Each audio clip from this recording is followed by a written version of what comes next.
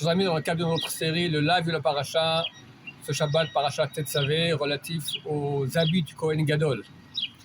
Porter 8 habits, dont une sorte de manteau, tout bleu, au bout duquel il y avait 72 pompons et clochettes. Un pompon, une clochette, un pompon, une clochette. On est écrit dans la Torah qu'on mettra la clochette dans le pompon. Alors Ramban Nachmani explique comme ça que dans le pompon il y avait une clochette. Mais Rashi dit non, c'est un pompon, une clochette. Quand on dit dans, ça veut dire entre. Entre deux pompons, une clochette. Demande à Alcher, je ne comprends pas ce que ça veut dire. S'il y a un pompon, une clochette, un pompon, une clochette, tu peux dire qu'il y a deux clochettes et un pompon au milieu, comme tu peux dire qu'il y a deux pompons et une clochette au milieu. Alors il est pourquoi la Torah dit que tu mettras la clochette entre les deux pompons.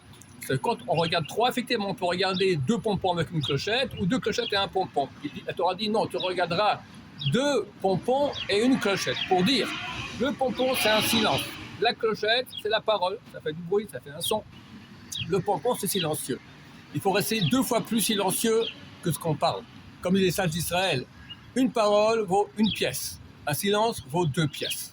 Comme j'écris dans Avot, toute ma vie, j'ai grandi parmi les sages d'Israël. Je n'ai rien vu de mieux que rester silencieux. Jamais on va en enfer parce qu'on est resté silencieux. Quand on parle, il y a un risque. On peut blesser, on peut mentir, on peut parler à Shonara, Chassé Shalom, d'accord. La parole, c'est le saint des saints. Le gars de Vilna a écrit une lettre, il est parti en Israël, il n'est pas arrivé en Israël. Il a écrit une lettre à sa famille, il leur a écrit là-bas. La parole, c'est le saint des saints de la personne.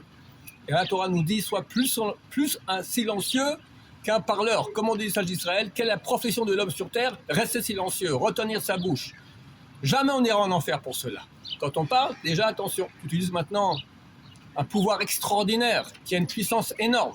Et la paracha continue et dit, quand Aaron rentrera dans le Saint des Saints, on entendra sa voix, pas sa voix, le son des clochettes quand il rentrera dans le Saint des Saints. Parce qu'il marchait, donc les clochettes faisaient du bruit.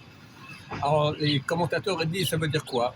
On entendra sa voix, quand il ira dans la sainteté, quand il va utiliser maintenant sa bouche pour des choses saintes, il va prier à Hachem. On entendra sa voix.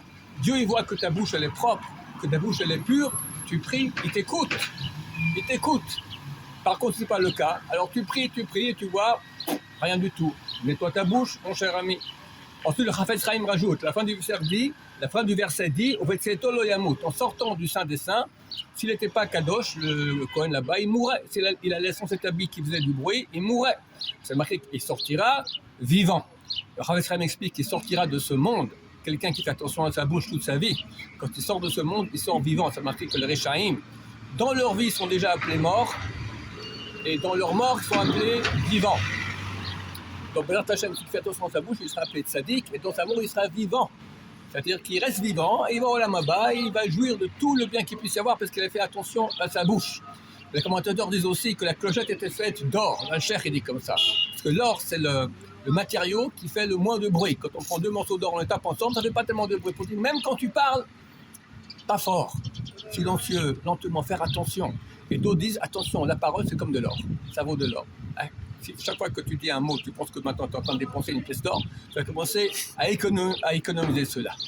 L'homme est appelé Ruach Memalela. Quand Dieu crée toute la création dans Bereshit, il appelle l'homme, la traduction en araméen, c'est Ruach Memalela, un esprit qui parle. C'est ça toute la nature de l'homme. C'est ça le grand cadeau que Dieu nous a donné. Pas pour parler à Shonara, pas pour mentir, pas pour être jaloux, pour utiliser pour faire le bien, l'étude de Torah, la prière, la pureté, parler bien sur son prochain. Tout est là-dedans. Et comme j'ai dit maintenant au nom du Grand Vilna, ça s'appelle le Kodesh Kodashim, le Saint des Saints. Que Dieu nous aide, Hachem faire attention à notre bouche. C'est vrai qu'il ne reste plus beaucoup de temps pour que le Mashiach vienne, on espère. Prions, nettoyons notre bouche, supplions Hachem. Notre Hachem, je vous bénis tous. Que Dieu vous aide à passer un Shabbat plein de bonheur, plein de joie. La parole Shabbat, si on peut faire que ce soit que de la Torah, c'est encore mieux. Et votre Hachem, que Dieu envoie la réfoua à tous les malades d'Israël, même la Géoula, Berachamim, Amen, Amen.